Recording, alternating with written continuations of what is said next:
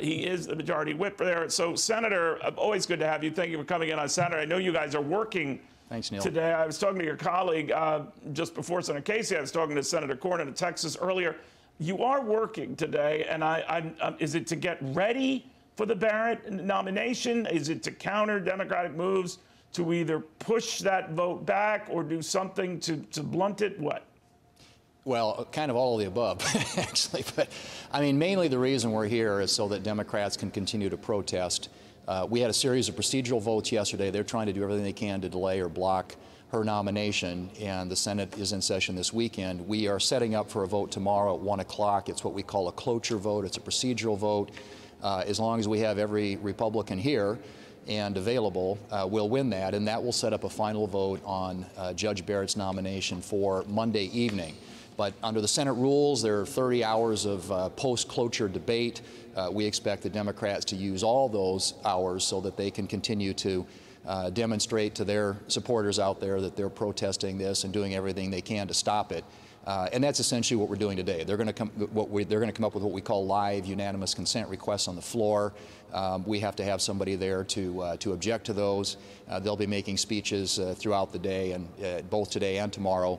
But right now, we're on a glide path to get to this vote sometime Monday evening, presumably, unless they yield time back. And we are going to confirm her as a justice to the Supreme Court, and that is a very exciting thing for the court and for this country. Senator, do you know that, in fact, all 53 Republican senators will be there for the vote and will vote for the judge?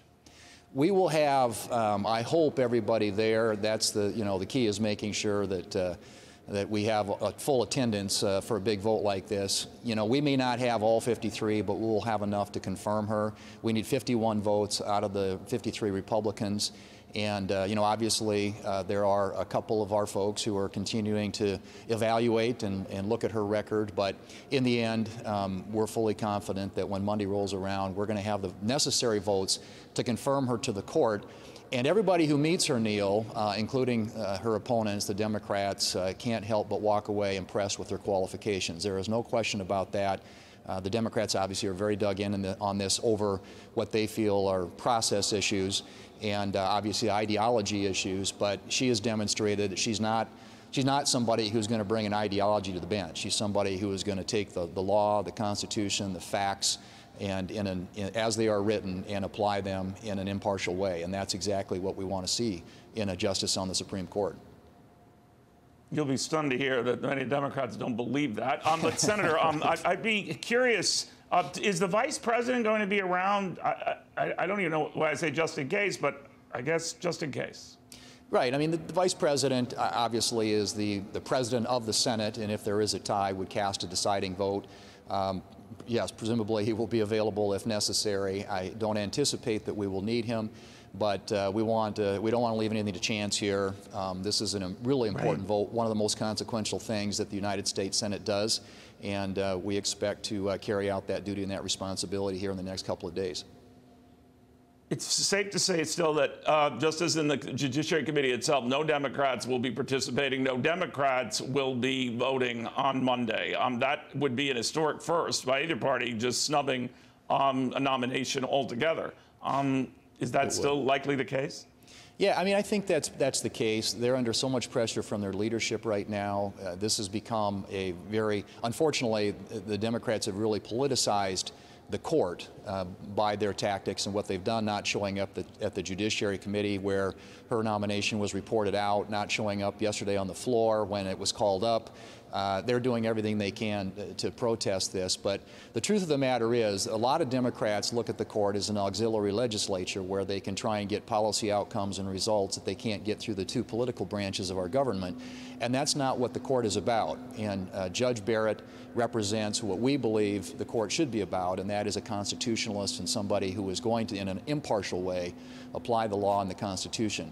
And so clearly they're sore about this. They're not happy about it. It's unfortunate it's come to this because it used to be that these nominations were about qualifications. In the last 30 years, the Democrats have consistently changed the rules going back to the Bork nomination, all the judges they tried to block when George Bush was president of the United States. And that's kind of permanently changed the atmospherics around here when it comes to processing judicial nominations. But that can't stop us from carrying out our constitutional responsibility of advice and consent here in the Senate, and we're going to carry that out today, tomorrow, and on Monday.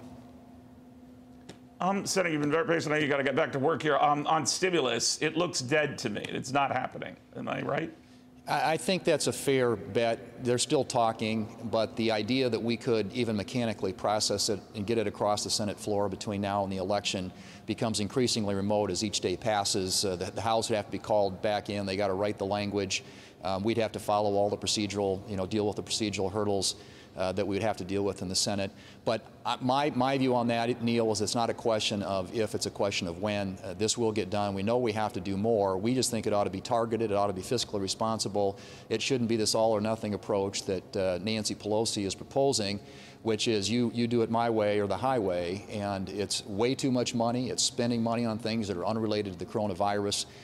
We believe we need to do more to help businesses out there, and we've actually voted in the Senate now several times on legislation that would do just that would provide unemployment insurance, help for businesses, help for schools that are continuing to open up safely, supporting resources for vaccines and therapeutics and testing, money for the post office, money for farmers. I mean, we've moved a bill on the floor now twice in the Senate, but the Democrats have blocked it. So in the end, when the smoke clears after the election, hopefully we can sit down and people can, in good faith, start to compromise. But right now, my impression is that the House Democrats and Speaker Pelosi would much rather have the issue than they would have a solution. And we want a solution. All right, Senator John Thune, very good catching up with you. Be healthy, be well, safe. We'll see how these next 48 hours.